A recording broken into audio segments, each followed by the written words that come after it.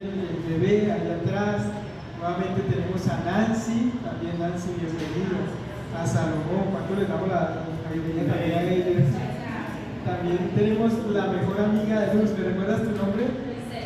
Lisette, ¿cuánto le damos la bienvenida a Lisette? Lisette, bienvenida. Acá siéntase en familia, nosotros somos un grupo social que busca a Dios. No somos perfectos, nadie es perfecto. Lo que hacemos es buscar a Dios porque es la solución.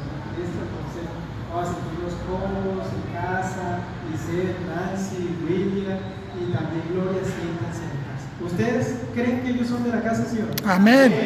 Ya dijeron que son, así que pueden venir cuantas veces quieran, ¿listo? Bueno, hoy vamos a tener una temática muy interesante que lleva por título La Iglesia del Señor. La Iglesia del Señor. Y a través de la Escritura vamos a ver qué nos dice Dios con respecto a esto. Voy a hacer otra oración, va a ser corta, así que vamos a inclinar el rostro y vamos a ver. Padre Celestial, gracias, Señor. Gracias por la vida de mis hermanos acá. Gracias por el milagro de la salud.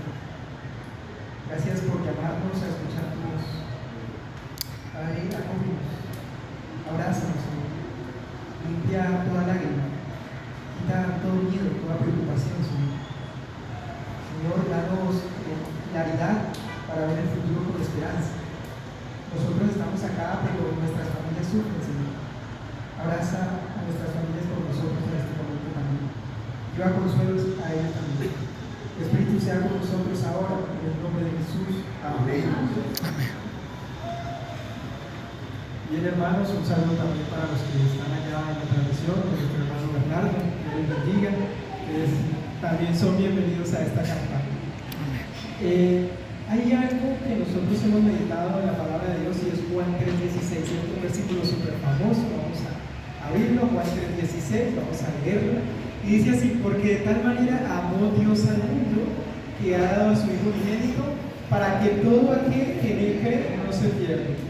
Pero noten algo, que el amor es mundial, o sea, el amor de Dios es entero. Entonces, cada vez que usted entre a un lugar en el este, cuando usted se levante, recuerde que usted hace parte de ese amor mundial de Dios. ¿Sí? Dice que de tal manera amó Dios a todos, o sea, te mires en el espejo y digas: soy amado, soy amada, o sea, valores, es ese valor que Dios le está dando. ¿Por qué? Porque entregó a su Hijo para que usted sea salvo. Ese dolor que hay en su corazón, ese dolor que tiene su familia, esa angustia, esa soledad, ese miedo se lo quita Dios en Jesús. Tengan presente eso, que usted es amada y amado. Nunca se le olvide porque está escrito, y escrito está. Ahora sí, vamos a entrar en la temática, la Iglesia del Señor. Vamos a ir al capítulo de Mateo 4, y vamos a leer del versículo 23 al 24. Mateo 4, 23 al 24. Dice así: y recorrió Jesús toda Galilea, enseñando en las sinagogas de ellos y predicando el evangelio del reino y sanando toda enfermedad y toda dolencia en el pueblo. Y se difundió su fama por toda Siria, y le trajeron todos los que tenían dolencias, los afligidos por diversas enfermedades, y atormentados los endemoniados, lunáticos y paralíticos, y los sanos. Amén. Bueno, acá dice el versículo 23, dice que y recorría Jesús toda Galilea y toda una ciudad, predicando de sinagoga en sinagoga. Eso quiere decir que había varias iglesias. La temática de hoy se llama la Iglesia del Señor, y acá nos dice que Jesús iba de iglesia en iglesia. ¿Y cuál era su oficio? Predicaba el amor del perdón. Bien, entonces quiere decir que Jesús hizo parte de congregarse en muchas iglesias. Más de 45.000 denominaciones oficiales a nivel mundial existen. O sea, imagínense eso, más de 45.000 oficiales, o sea, registradas ante el Estado. En solo Estados Unidos hay ya más de 34.000 denominaciones de diferentes creencias. Noten ustedes que son miles de miles. Y uno se pregunta, bueno, en esas 45.000 a nivel mundial, sin contar las de parqueadero, las que están en diferentes lugares, ¿cuál es la verdadera? Eso es lo que nace en el corazón de uno. ¿Cuál es la Iglesia de Dios? ¿Cuál es? Esa es la pregunta de uno. ¿Qué tiene la Iglesia de Dios? ¿Por qué es tan especial? Todas tienen la Biblia, sí, allá están sus líderes con la Biblia. tienen sus doctrinas, tienen sus doctrinas. ¿Y quiénes tienen la verdad? Todas las iglesias dicen tener la verdad, ¿cierto? ¿Quién dice la verdad? No, católico, yo tengo la verdad, testigo tengo la verdad, el adventista tiene la verdad, el pentecostal. Entonces, quiere decir pues que todas las iglesias son verdaderas desde el concepto humano, ¿cierto? Desde lo que piensa. Pero ¿qué opina Dios de eso? En el capítulo de Efesios 2:20 nos vamos a dar cuál es el fundamento de la iglesia de Dios. Efesios 2:20 dice: edificados sobre el fundamento de los apóstoles y profetas. Lean conmigo. ¿Siendo qué? La principal piedra del ángulo, Jesucristo mismo, en quien todo el edificio bien coordinado va creciendo para ser un templo santo en el Señor. Ahora, entonces, se supone que Jesús predicaba en muchas iglesias, ¿cierto? En varias sinagogas. Y entonces, ¿cuál es la iglesia verdadera? Nos dice que la iglesia verdadera está fundamentada en Jesús. Ahí dice que el fundamento de Jesús, ¿quién es Jesús? Jesús es Dios, como lo hemos estudiado, es ese Hijo que viene a traernos salvación.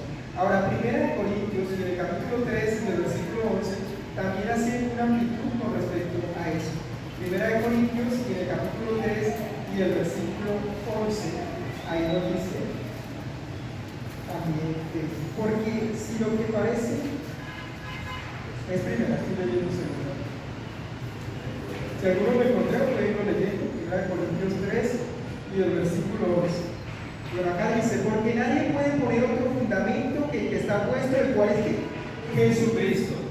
Entonces lo que está diciendo es que la iglesia verdadera está cimentada en ¿quién? En Jesús. Listo. Y otra cosa, no se puede poner otro fundamento que no sea Jesús. O sea, que si se le diera a un ser humano por construir una iglesia, pero pone otro fundamento fuera de Jesús, ya no es lo que sea. Entonces es el cimiento principal, la piedra angular, y de ahí nosotros empezamos a ver qué es lo que resalta el Señor. ¿Tiene algo en especial? ¿Qué hace que sea la iglesia de Dios? Primera de Juan, capítulo 4, versículo 7 al 8. ¿Qué identifica esa iglesia? ¿Qué característica tiene? Vemos que todas dicen tener la verdad, pero la verdad o la verdadera practica esto. Capítulo 4, primera de Juan, versículos 7 y 8 dice: amados, amémonos unos a otros, porque el amor es de Dios. Todo aquel que ama es nacido de Dios y conoce a Dios. El que no ama no ha conocido a Dios, porque Dios es amor. Amén. Entonces quiere decir que la iglesia verdadera tiene amor. O sea, que si a ti no te aman en esa iglesia, no es la iglesia verdadera. Y si tú no amas, tampoco. Y noten que amar es difícil. A mí me cuesta, a todos nos cuesta, yo creo. Yo he llegado al punto en que madrugo y le digo: Señor, enséñame a amar hoy. Y me pone las personas más difíciles de amar, las personas más complicadas, las personas que solamente buscan estresarte, incomodar, hacerte difícil el día. Yo le digo: Señor, enséñame a amar, enséñame a amar. Y la verdad es que yo salía de mi casa y ahí uno empieza a alguien a buscar un conflicto, a alguien a señalarme, a alguien a juzgarme, a alguien a criticarme. Tengo un amigo muy querido, y es tan querido que él solamente ve mis defectos. Ni mi madre llegó a ver mis defectos como los ve él. Tú haces esto, tú haces esto y tú haces esto. Y yo le digo: Señor, ayúdame a amar. Ayúdame a amar. Lo que no es fácil. Yo digo: si esto es matrimonio, Señor, qué locura. Qué locura. Yo digo: si esto es el matrimonio, qué locura. De verdad que el matrimonio es amor, porque él siempre me dice mis defectos, y él quiere que yo sea perfecto. Porque yo soy predicador, que porque yo soy cristiano. Cualquier cosas pequeñitas, cosas que yo las veo normal, cosas a las cuales yo no le pongo problema. Yo digo: eso no es problema. Yo voy a comer algo que cogí un patacón y no lo cogí con el tenedor. Usted es el predicador, toca con el tenedor. Se le olvida comer una ensalada en el almuerzo. Usted es el predicador, toca comer con ensalada al almuerzo. Y yo: Señor, ayúdame a amar, porque ahí es donde uno realmente dice si es la iglesia del Señor.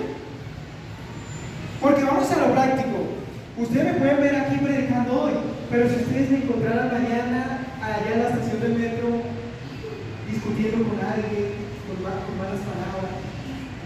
Ustedes dirían que yo soy la iglesia del Señor. No, porque no hay testimonio. Ustedes van a la universidad y le preguntan al decano, bueno, ¿cómo es Fred? Y si él les dice, no, él es conflictivo, él hace esto y esto, ¿ustedes creen que yo represento la iglesia del Señor? O sea, no, porque es que la iglesia del Señor no es la que tiene un nombre, no es la que profesa una fe, no, la iglesia del Señor es una iglesia práctica. Que nos hemos acostumbrado a ver iglesias de religión, de doctrina, de educación.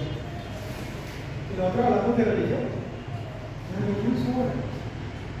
En el tiempo de Jesús la religión predominaba, era la lectura. Cuando viene Jesús, la gente se asombraba porque les enseñaba como alguien que tenía autoridad. O sea, la sola presencia de Jesús hacía que la gente se sintiera mal. La sola presencia de Jesús hacía que la gente se sintiera, no tenemos amor, porque Jesús les enseñaba que era el amor. Ahora la gente no era unida, y cuando Jesús se paraba, entonces les enseñaba que era la unidad. Y el amor es perdón. Es perdón, o sea, la iglesia de Dios tiene que perdonar. Y cuando Jesús empezaba a perdonar, la gente se asombraba.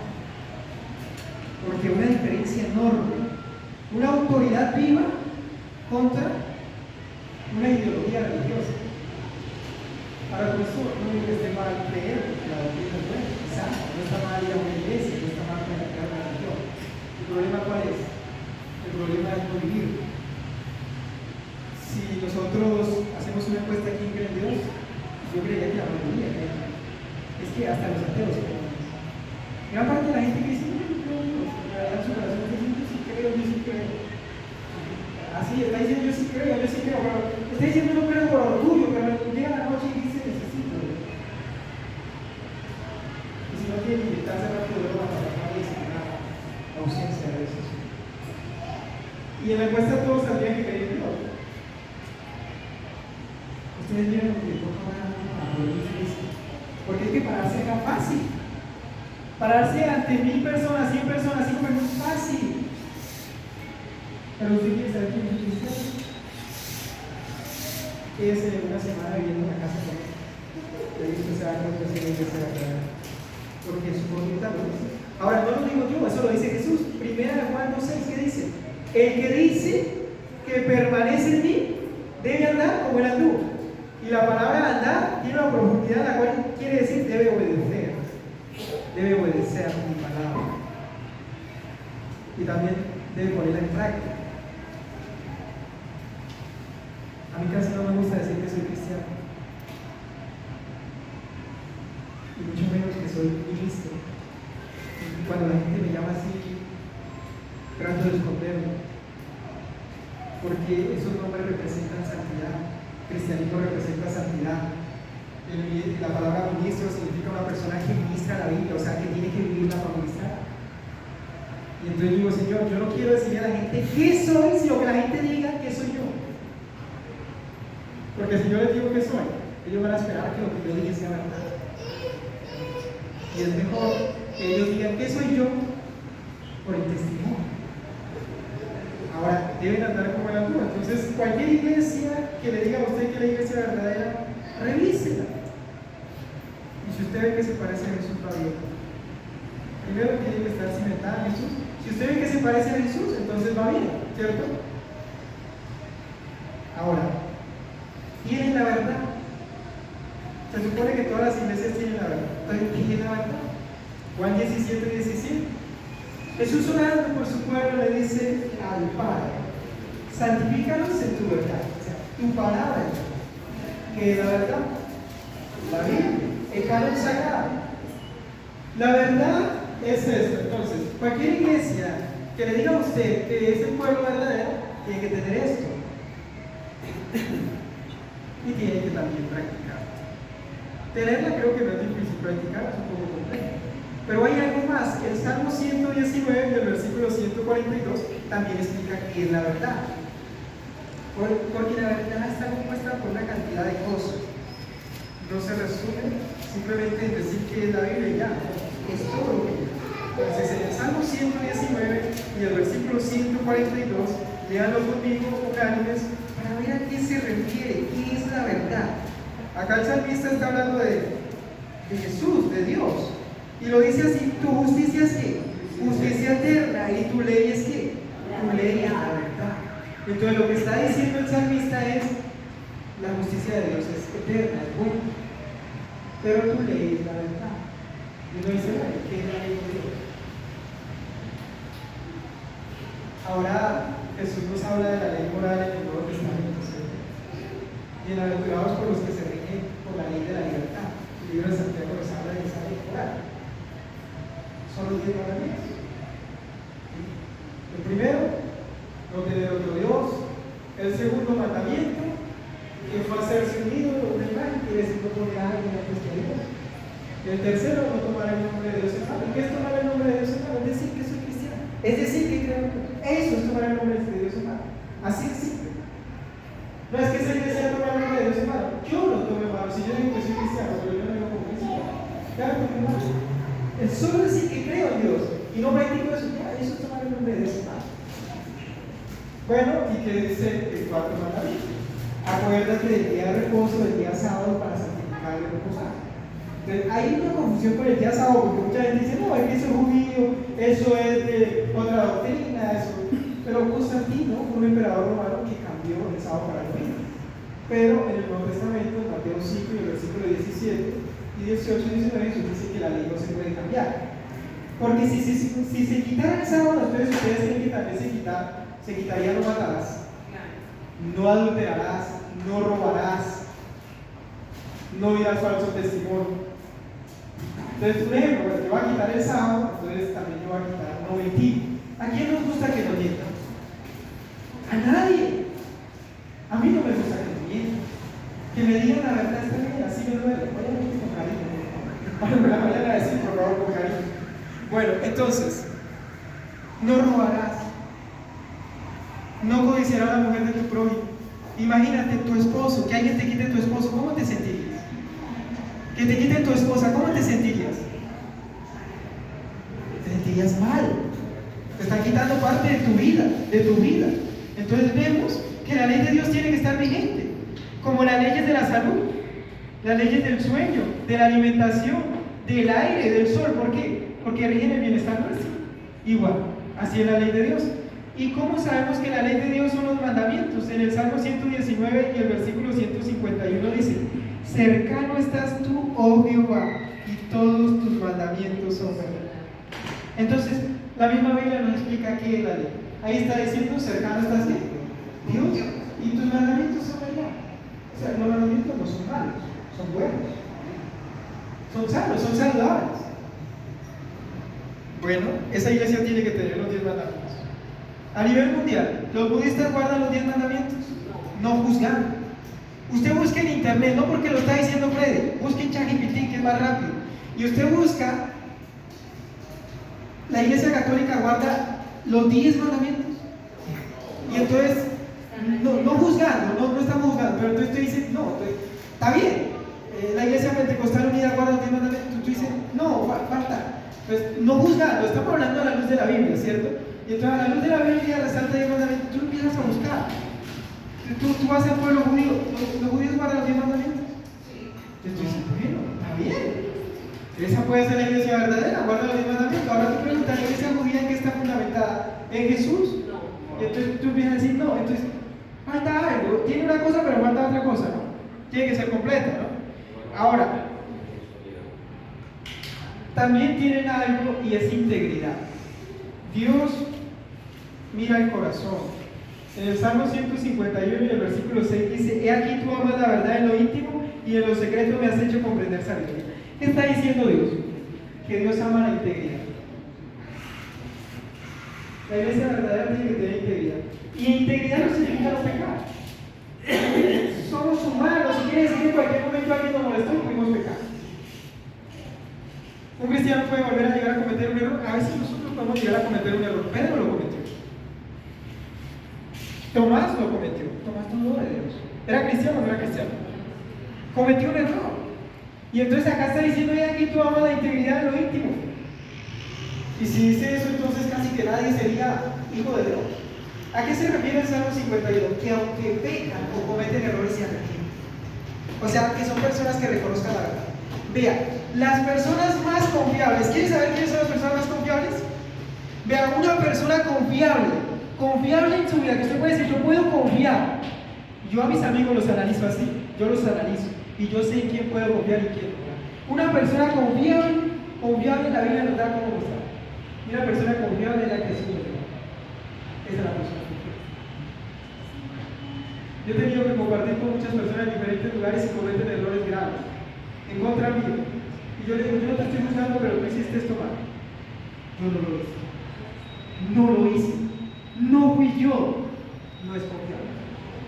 No es confiable. Confiable no quiere decir que no cometa errores, comete errores. Y los va a cometer porque somos humanos. Pero comete el error y ¿qué? Lo reconoce. Cuando alguien reconoce un error, es digno de confianza. ¿Cuál es el pecado imperdonable? Es no reconocer el error. Ese es el pecado imperdonable. ¿Por qué la gente sufre? Porque no reconoce un error. ¿Por qué la gente se muere en problemas de salud mental? Porque no reconoce que está enferma. Porque no pide ayuda. Porque el matrimonio se acaba. Porque la persona no reconoce que hay un problema, no lo acepta. ¿Por qué la gente se muere de enfermedades silenciosas? Porque la gente no acepta la enfermedad, no acepta el tratamiento. Pero la confiabilidad es reconocer. Cuando tú reconoces, tú mismo con Dios reconoces tu pecado, tú mismo con la sociedad tú eres confiable. Tú eres confiable. Y eso fue lo que el Señor Jesús enseñó. Salmo 91:4 también nos habla que la verdad es un escudo protector. Tener la verdad es estar protegido. Noten que la verdad está compuesta de muchas cosas. En el Salmo 91 y el versículo 4 dice así: con sus plumas te cubrirá y debajo de sus alas estará seguro. Escudo y adargas, ¿qué? Su verdad. Tener la verdad de Dios es tener un escudo, es tener una protección. Vea, ¿qué madre y qué padre no se preocupa por su hijo? Aman a sus hijos. La mejor forma de proteger a sus hijos es con la palabra de Dios, porque es un escudo, es una alarma, es algo que protege, aunque usted no lo crea. Usted lo pone en práctica y eso es un escudo invisible, pero tiene poder. Mira, yo les cuento mi historia rápidamente. Mi madre, cuando yo era niño, ella me enseñó algunos principios que eran bíblicos, aunque no conocía la Biblia. Yo iba a entrenar fútbol a 1 hora de mi casa, y mi casa en el campo. Y para yo bajar al estadio donde yo entrenaba, tenía que atravesar muchas cosas, gente fumando, gente en promiscuidad, y yo tenía solo 13, 14 años. Y yo tenía que llegar al estadio. Y cuando yo llegaba al estadio, mis compañeros que jugaban fútbol conmigo decían, queremos tener novia. Entonces, querían tener novios. Y los más grandes siempre decían, queremos tener relaciones sexuales. Y a mí las niñas que me gustaban, yo las veía, a mí me gustaban. Pero yo tenía los principios de mi madre. Yo decía, mi mamá juega fútbol. Y yo no voy a tener novia porque mi mamá juega fútbol. Yo no era capaz. Aún las niñas venían y me buscaban, pero yo no era capaz, porque yo decía, mi madre me mandó a jugar fútbol. Yo tenía eso arraigado en mi mente. Todos mis compañeros iban a besarlas, a tocarlas, pero yo no podía. Y no porque no quería, yo sí quería. Carnalmente yo quería, pero yo pensaba, mi madre cree en mí, mi madre confía, mi madre ha depositado sus principios en mí. ¿Y yo por qué voy a hacer eso si ella me mandó a jugar fútbol? Y yo siempre iba a jugar fútbol. Y las niñas venían y se hacían al lado mío y me molestaban. Y yo me iba a jugar fútbol. Y yo salía y ellos iban para sus fiestas, sus cosas, y yo me iba para casa. Y el Señor, Dios, conoce mis pasos. Él sabe cómo fui yo. Yo no podía ir. Yo estaba lejos de la casa. Pero esos principios que fueron bíblicos me hacían decir no. O sea, yo viví eso. Y por eso creo que es verdad. No lo predicaría. Ahora, Juan 14:6, ¿qué es la verdad? Un discípulo le dice, Señor, muéstranos al Padre, cómo llegamos a Dios, ¿qué es Dios? Y Jesús se presenta y dice, yo soy el camino, la verdad y la verdad. Y hay gente que dice, no, esos cristianos desventurados, religiosos ortodoxos, no volvamos a esas iglesias, desventurados mentirosos. No, es que no es ir a una iglesia, es ir a Jesús. Porque Jesús le está diciendo, yo soy el camino, la verdad y la vida. ¿Usted quiere que su familia se próspera? Encamínela por Jesús, ya. Si él tiene una iglesia, le va a decir cuál es. Pero Jesús es la verdad y la vida. Usted quiere ser una persona limpia, pura, arrodíllese en Jesús. Deposite en Jesús todo lo que da que usted. Eso no es religión. Yo no le estoy hablando de religión acá. Yo le estoy hablando de una experiencia. Ahora, Dios dice que la iglesia verdadera tiene esto. Si usted lee a la luz de la palabra, pues usted va a identificar a ver ya qué iglesia cumple con esto. Y la que la cumple, usted va a decir, bueno, esa es la iglesia verdadera. ¿Por qué la iglesia verdadera? Porque lo está diciendo en una predicción. Que lo dice la Biblia. Ahora, en el Mateo 7, el versículo 21 dice, no todo el que me dice Señor, Señor entrará en el reino de los cielos, sino el que hace la voluntad de mi Padre que está en los cielos. Y eso de que yo soy hijo de Dios, de que yo voy a entrar al cielo, de que yo regalo ofrendas, de que yo hago cosas, eso es muy popular. Esas palabras le sobran delante de Dios. Dios dice solamente que hace mi voluntad, ¿sí? ¿Qué es la voluntad de Dios? Una de la vida. Apocalipsis, versículo 14 y 12, nos dice que antes de la segunda venida de Jesús, Dios presentará un pueblo. ¿Cómo será ese pueblo? Ese pueblo dice: aquí está la paciencia de los santos, los que guardan el mandamiento de Dios y tienen la fe. ¿Cuál es el pueblo que va a estar en este tiempo? Tiene que ser un pueblo que tenga la fe de Jesús. ¿Qué es la fe de Jesús? Que ellos tienen toda la confianza, que su confianza está puesta en Dios por encima de cualquier cosa, por encima de cualquier cosa. Y segundo, que guarda los mandamientos de Dios.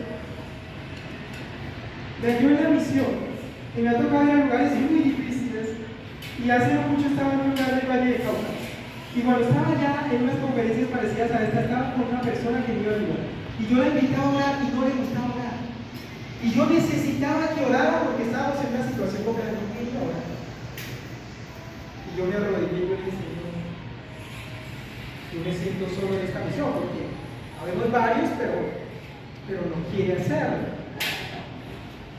Y yo dije cuán importante es tener personas al lado que sean de fe y que quieran obedecer. Eso no es religión. Tener una persona que quiera obedecer a Dios y que tenga fe. Yo todos los días me arrodillo y digo: Señor, cuando me vayas a dar mi esposa, es una mujer de oración. Es una mujer de oración. Si es necesario que ore más que yo, pero denme una mujer de oración. ¿Por qué?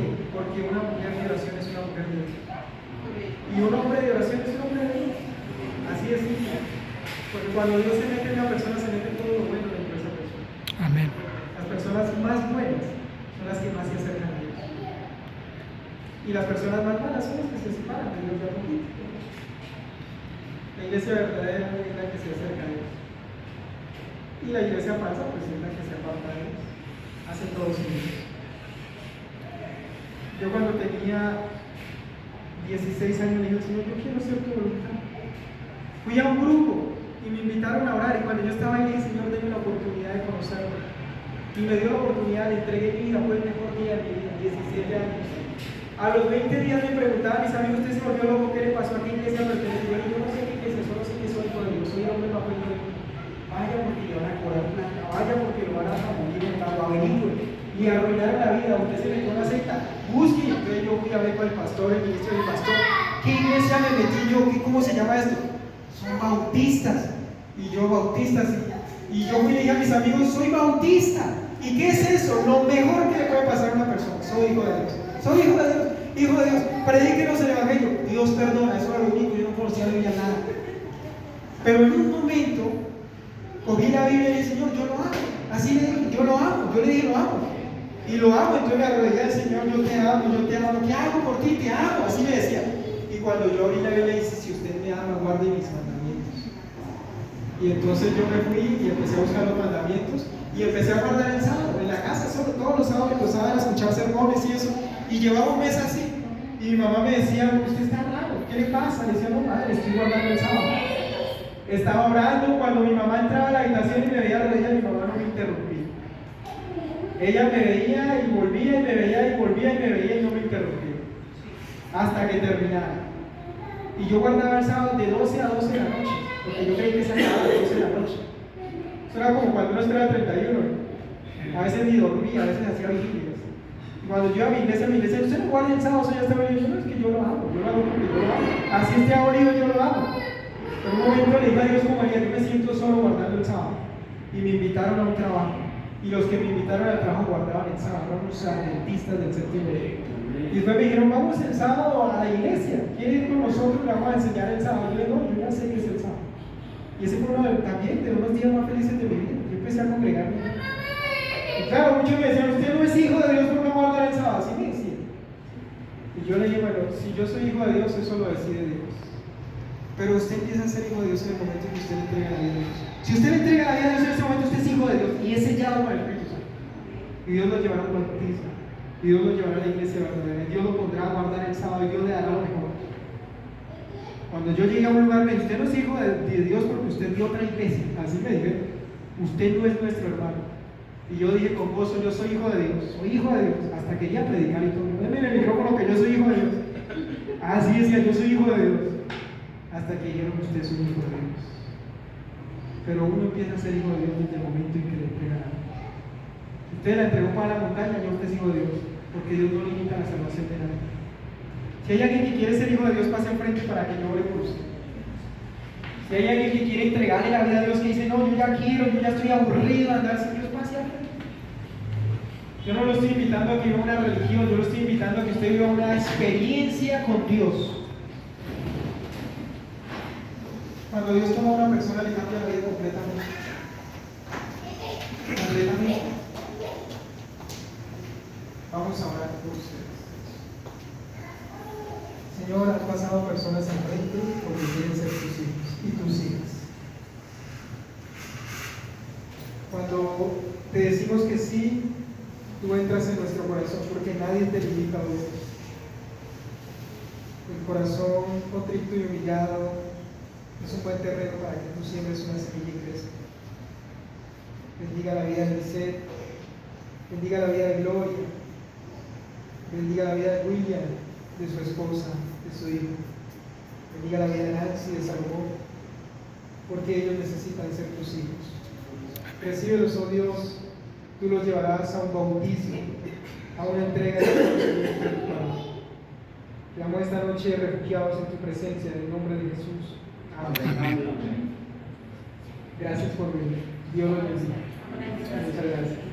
Una feliz noche para todos.